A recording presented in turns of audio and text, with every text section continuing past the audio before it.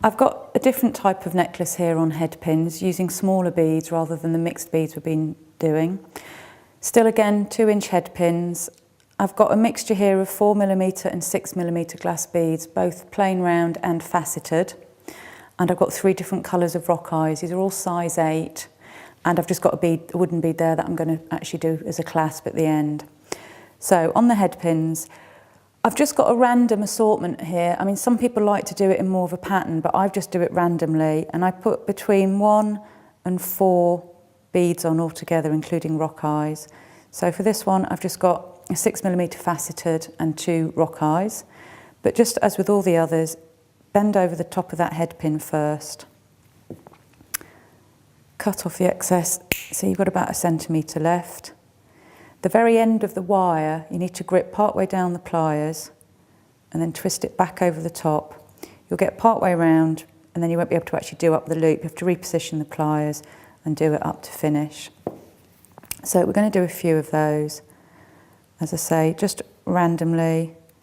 This time I've put on 1 6mm and 2 4mm beads. Bend over the top. Cut off that excess and then make the loop with the round nose pliers until it's touching back on itself. As I say, don't worry too much if you're not getting your loops completely round, as long as they're touching back on themselves and secure. So a couple of rock eyes this time and then a bead on the top. As I say, I tend to do these just totally randomly, but you can do a pattern if you prefer. But again, it's useful for using up if you've got all sorts of different shaped beads left over from another project. So we'll do a few of these. I'm going to thread this one to Elasticity this time. I've made this as quite a short choker, and I just find on the Elasticity it just gives it a little bit more give if you're wearing it quite tight around the neck. Finish that off. On this short one, just to give you an idea, I've got 100 of these little dangling head pins. So it just gives you an idea of how many beads you're going to need. As I say, I've got between 1 and 4 beads on each head pin. So I find it easiest to make a lot of these up first and then actually thread them on, rather than making each one and threading each one as you go along. So I'll do a couple more and then I'll show you how we actually put them on the Elasticity.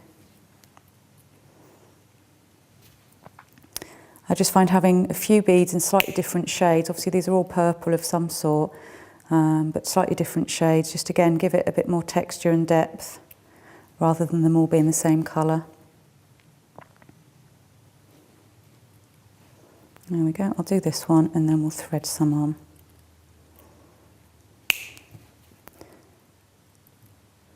So it's always the round nose pliers for making anything with loops on it.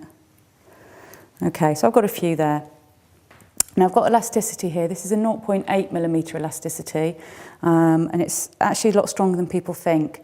It holds its shape well, it doesn't sort of sag and give. What I've got on this one, you can see here, is I've just got a loop and a bead closure. So I'm going to start off by threading, I've got 15 rock eyes on there. As I say, these are size 8, so they're quite a decent size.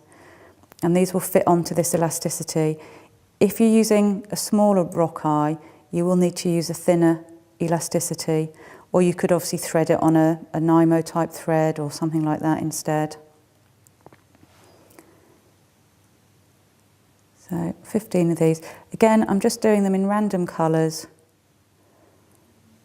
but having the 3 there just breaks it up a little bit, 3 different colours.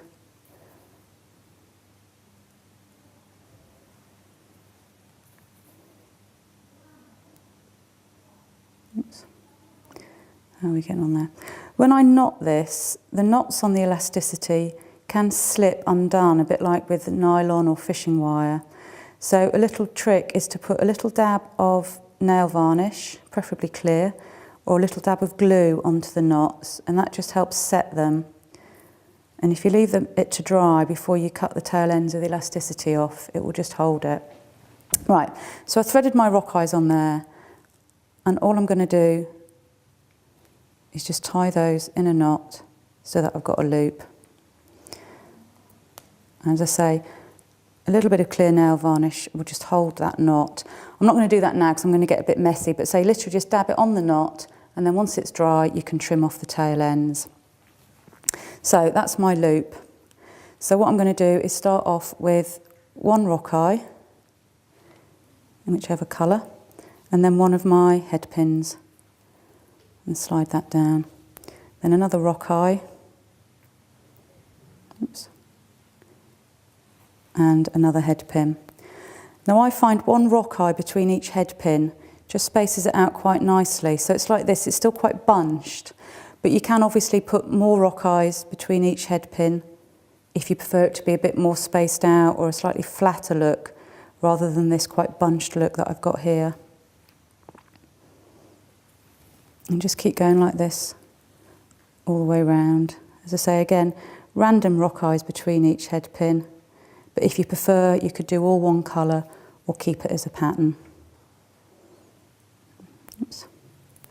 There we go, so you can see how that's coming together, just like that. I've got one here that I've threaded up completely, so I can just show you how to put the bead on the other end. As I say, there's about 100 head pins on there, but that makes quite a short choker, so you need to obviously measure it yourself around your neck as you're going along before you finish it. But once I've got to that end, all I'm going to do is, I say, this is just a wooden bead I've got here, this is a 10mm, thread that on, then I'm going to put a rock eye on, and then that means with this elasticity I'm going to go around this rock eye but back through that bigger bead. So you can see that the rock eye there is like a little stopper on the end. And then again, I'm just going to knot this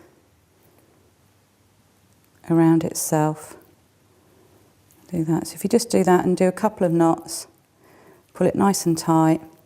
And then again, a little dab of glue or a little dab of nail varnish on there just to set that before you trim the end off.